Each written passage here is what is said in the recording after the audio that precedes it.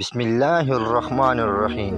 ایک دن حضرت عمر رضی اللہ تعالیٰ عنہ کے دربار میں ایک بوڑھا آدمی حاضر ہوا اور کہنے لگا، اے امیر المؤمنین، میرا ایک بیٹا ہے جو بہت نافرمان ہے، نہ میرا ادب کرتا ہے، نہ خدمت کرتا ہے اور نہ ہی میری اطاعت کرتا ہے۔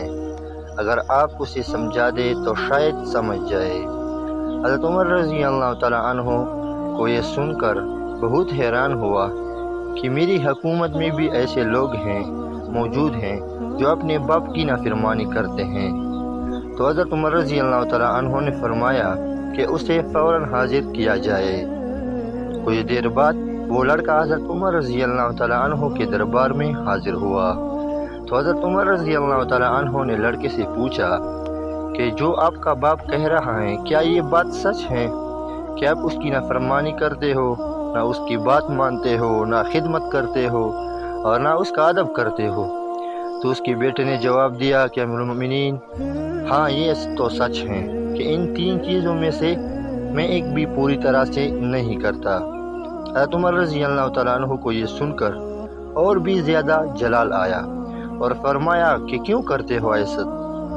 تو لڑکے نے بڑی سمجھداری سے کہا کہ امیر المؤمنین، اگر میرے باپ کے مجھ پر کوئی حقوق ہیں تو میرے کیا حقوق ہیں اپنے باپ پر؟ تو امیر المؤمنین حضرت عمر رضی اللہ تعالیٰ عنہ نے فرمایا کہ ہاں، آپ کے بھی اپنے باپ پر تین حقوق ہیں۔ اس میں سے ایک نمبر پر ہیں کہ وہ آپ کے لیے ایک اچھی ماں کا انتخاب کرے، نمبر 2 کہ وہ آپ کا نام اچھا رکھے، نمبر 3 کہ وہ بچپن میں آپ کی صحیح تربیت کرے۔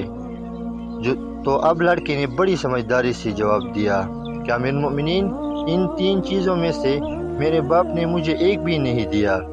سب سے پہلے میری ماں ایک بازاری عورت ہے، دوسرا میرا نام غلط رکھا عربی میں، جس کا مطلب ہے کالا گھونگھٹ، تیسرا یہ کہ کبھی بھی مجھ کو نہ اسلام سکھایا اور نہ کسی قسم کی تربیت کی۔ حضرت عمر رضی اللہ تعالیٰ عنہ نے لڑکے کے باتوں کو سن کر اس کے باپ کو بڑے جلال سے کہا، نکل جا میری دربار سے۔ نتیجہ، میرے عزیزوں، ہم اپنے جب والدین بن جائے تو اپنے بچوں سے شکوہ کرتے ہیں کہ اولاد نافرمان ہیں، لیکن اس کے اصل ذمہ دار ہم خود ہیں کہ بچپن میں ہم اپنے بچوں کو بلا تربیت چھوڑ دیتے ہیں اور پھر اس کا خمیازہ ہمیں بڑھاپے میں بھگتنا پڑتا ہے۔ تو اپنے بچوں کو وقت دو، ان کی تربیت کرو۔ میرے بھائیوں، اب تک کے لیے اتنا ہی۔ اگر ویڈیو اچھی لگے تو لائک اور چینل کو سبسکرائب کر دینا۔ تب تک کے لیے اللہ حافظ۔